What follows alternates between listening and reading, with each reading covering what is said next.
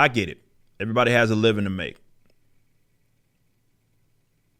And when people are struggling, it's not fun. It's not often things that you want to make fun of, for sure. But I do think there's an angle to take here, and that's very important. Social justice only sells when you can tie it to brands that people recognize. There is no market for that. Other social justice advocates don't have money. They're broke. They don't often support other social justice causes.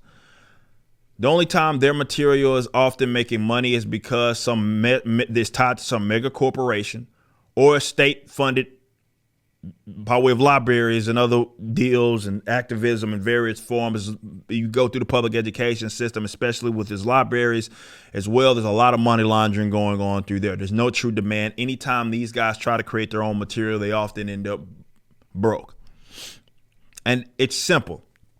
It's not difficult to understand. It's that, look, guys, as a creative, and this is my advice, no matter who it is that you are, no matter what walk of life you come from. So whether you're black, whether you identify as whatever thing, if you make your content surrounded by that idea and that is your identity, and it's usually aligning it with social justice, well, it's going to be dead on arrival. Reason being is that you're telling the audience that it's about, you've alienated so many people, number one, but you're telling your audience that you're falling back on a general crutch. Okay. So if you're, let's say, gay and you're making comics and you want to focus on gay, that's not a lucrative business practice. And you're hurting yourself. Now, it'd be one thing to make a character that happened to be gay, but had some other interesting things. But you can't lead with that stuff because it's going to turn so many people off because they're not interested in that shit. Right? If you're telling me right out the get-go, from the get-go, that your material is, well, I make books for gay folk or with a bunch of gay people in it. I'm like, all right, well, I know that's just trash. I already know it's trash because you didn't even tell me anything that was interesting. You thought that sexuality is like something that's substitute for like personality, and it's something that I would be generally interested in. This guy's been co-signed by he's been doing stuff in the comic book space. We've covered him before. He's been co-signed by various comic pros, other comic pros as well. And earlier this month, this is a post that he posted. He said, this month is turning out a bit tighter than initially expected. So if folks wanted to buy some comics from my website today, it would be much appreciated.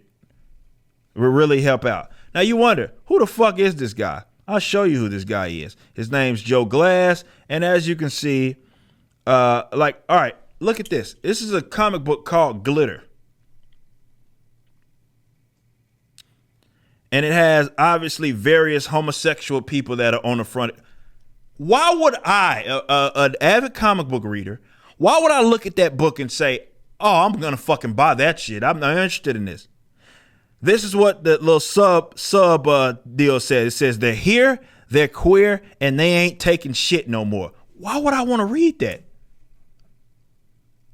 Glitter Vipers, it says. Why would I want to read that shit? And of course, you go to a store, queer comic store, and it's just a bunch of gay shit. That's what he named it, queer comics. These guys have no idea what they're doing. And now you're about to be probably forced to eat your cat's food. It's not lucrative. And I'm not saying this as a way to like demonize you per se. I'm actually trying to help you out. And other people that aspire to be in the same or similar space as you. If you lead with this, there's no market for it. The reason why like the guys like the Marvels and DCs of the world can get away with like turning someone gay out of nowhere is because they're always tied. It's Marvel, DC. They're massive, right? They've been around forever. They're staples of American culture. So you can get away with it there. But even that stuff really doesn't sell. We saw with the Son of Kal-El, it doesn't sell there, but it's more likely to be sold there. But often these guys are the guys that are getting the jobs for the Marvel and the DCs of the world. And they make bad art, make bad material where they're trying to basically, hey, accept me because of whatever various reasons. And it's not something that is limited to sexuality. I see a lot of black creatives do that as well. Aspiring black comic book guys who lead blackity black, blackity black. I'm like, all right, man, I get it. Is your character interesting though?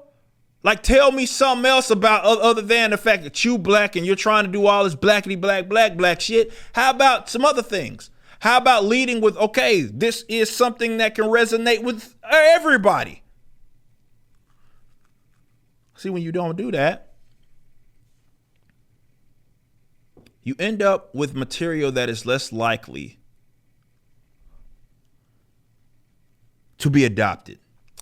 I do think that the comic book industry is a thirsty and thriving market, and I think we're going to show these guys how it's done. And hopefully that shows folks, it inspires for sure. I hope it does. But shows folks that you can be great, you can do all these various things, and you don't have to lead with various forms of social justice. This idea that people don't like black creatives or black characters is nonsense. They may not like tokenization, or they may not like that goofy character where you have to have some dramatic arc where they're struggling with their race. We've seen that 17,000 times. It's boring.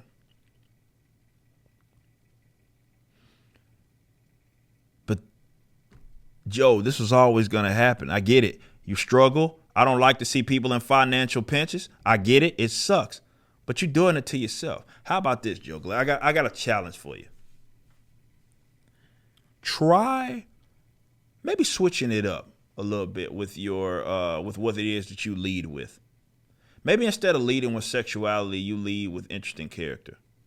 Maybe you actually drop the branding ideas where it's like, oh, this is all about sexuality. And especially, like, think about that. If you're leading with that, you're like, this brand is about sexuality. Shit. Why would I want to read the shit? I ain't fucking homosexual. So you're telling me what it's about. It's like not anything that I'm interested in. I don't want to read a bunch of gay shit. Like most people here, I don't think other gay people want to read a bunch of gay shit. To be fair, why would I want to read that? Doesn't make it interesting. So give it a shot and see what happens. Maybe then you won't be struggling and having to eat your cat's food when it's all said and done. You just listened to a clip from my podcast, For Canon's Sake, which is live throughout the week at 12 p.m. Central on youtube.com/YoungRipper59 and odyssey.com/@YoungRipper59. Be sure to check out my website, ericdjuly.com, so you can stay up to date with everything it is that I'm doing. You can also become a member and get access to a bunch of cool perks and exclusive content, which includes a social media hub where you can interact with myself and other members. It even has an app that you can get, which is now live in the Google and Apple stores.